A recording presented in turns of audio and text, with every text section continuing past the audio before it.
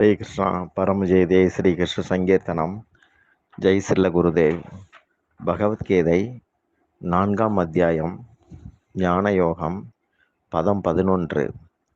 ஏ யதா மாம் பிரபத்யந்தே தான் ததா ஏவ பஜாம்யகம் மம வர்ம அனுவர்தந்தே மனுஷ்யாகா பார்த்த சர்வசக. பார்த்தா, பக்தர்கள் என்னை எவ்வாறு சரணடைகின்றனரோ அதற்கேற்ப நான் அவர்களுக்கு அருள் புரிகிறேன். அவர்கள் எப்படியும் என் வழியை பின்பற்றுகிறவர்கள்தான். விளக்கம்: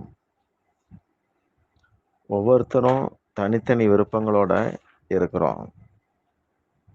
தனித்தனி விருப்பம் இருந்தாலும் இன்பம் வேண்டி அப்படி விருப்பம் வச்சிருக்கிறோம். ஆனால் தனிமையில் இனிமை கிடையாது. ஏகாக்கி ந ரமதே அப்படின்னு ஒரு ஸ்லோகம் இருக்கு. தனிமையில் இன்மை கிடையாது. விஸ்வாமித்திரர் ராமபிரான சீடனாக ஏற்றுக்கிட்டார்.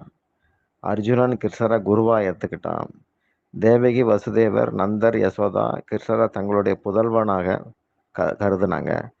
இப்படி குழந்தையாக, தந்தையாக, தாயாக, நாயகனாக, நண்பனாக, வேலைக்காரனாக, எஜமானனாக எந்த முறையில் பகவானை அணுகினாலும் அதனை அவர் உகப்போட ஏற்றுக்கிட்டு அருள் பாலிக்கிறார் அப்படிங்கிறது கருத்து.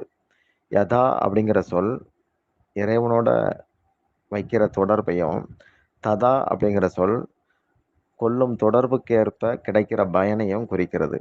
பகவான் நமக்கு மனித உடல் தந்து, அறிவு, திறன், காலம், கருவிகள்லாம் தந்து தன்னை அடையிறதுக்கு வழி செய்திருக்கிறார். பகவான் தந்ததை பகவானுக்கு செலவு பண்ணணும்.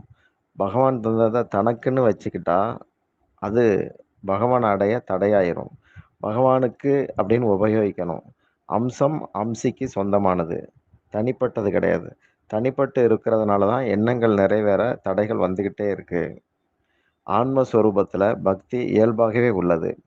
சாதனைகள் அப்படிங்கிறது பயிற்சி, அது பக்தி கிடையாது.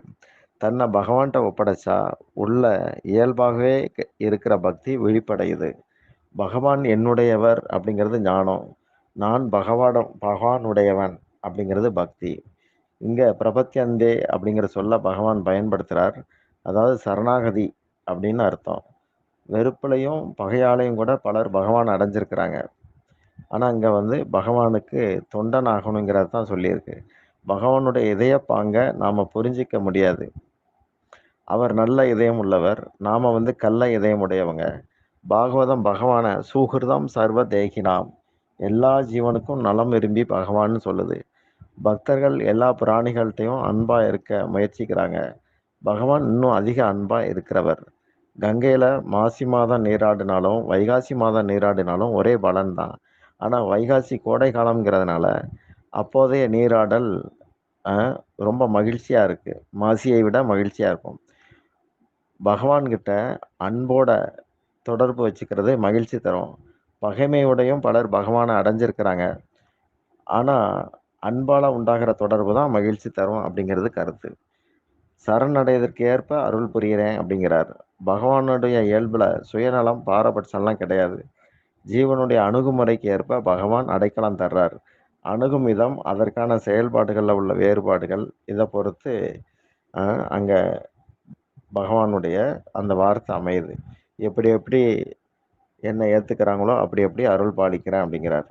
ஒரே பலன், ஆனால் இவனுடைய மனப்பாங்கு, பாவனை வித்தியாசப்படும் போது பகவான் அதுக்கு தன்னை இணங்க செய்கிறார். அதுதான் கருத்து. ஹரே கிருஷ்ணா.